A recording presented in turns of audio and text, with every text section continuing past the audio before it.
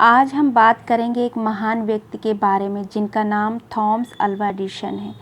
Thomas Alva Edison का कहना है, हमारी सबसे बड़ी कमजोरी हार मानना है।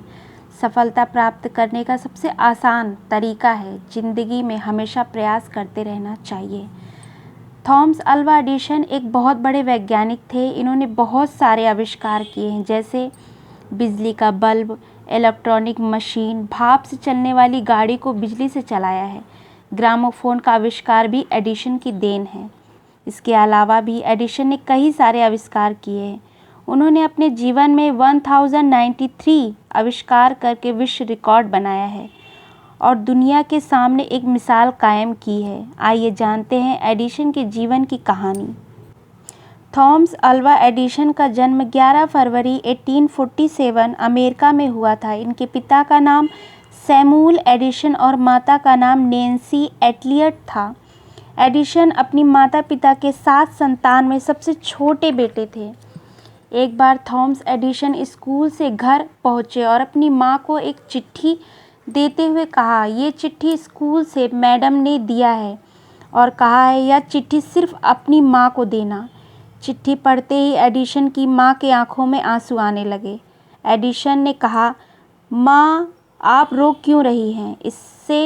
इसमें क्या लिखा है? मां ने उस चिट्ठी को जोर जोर से पढ़कर सुनाया और कहा, बेटा इसमें लिखा है आपका बेटा बहुत समझदार है। हमारे ख्याल से मेरा स्कूल इस जीनियस बच्चे के हिसाब से बहुत छोटा है और हमारे यहाँ इतने काबिल टीचर नहीं हैं जो एडिसन को उसके बुद्धिमत्ता के हिसाब से ज्ञान दे सकें।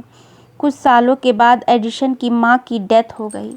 तब तक थॉमस एडिसन एक महान वैज्ञानिक बन चुके थे। एक दिन थॉमस बक्से में रखी हुई कुछ पुरानी चीज़ों को देख रहे थे।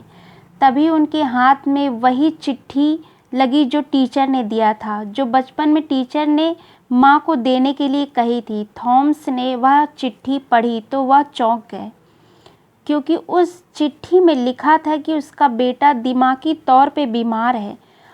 हमारी टीचर उसे अब नहीं पढ़ा सकते। हम उसे स्कूल से निकाल रहे हैं। कृपया आप उसे घर पर ही पढ़ाना शुरू कर दें।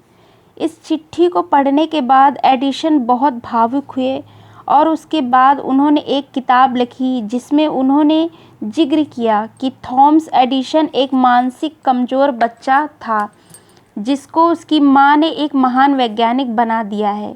इस कहानी से यह सीख मिलती है कि बच्चे के सामने हम जो बात कहते हैं उसका उसकी जीवन पर गहरा प्रभाव पड़ता है। यदि हम बच्चे के सामने उसकी वीकनेस को गिनाते हैं तो वो अपना आत्मविश्वास खो बैठता है। इसलिए बच्चों के सामने पॉजिटिव बातें करनी चाहिए। Thank you.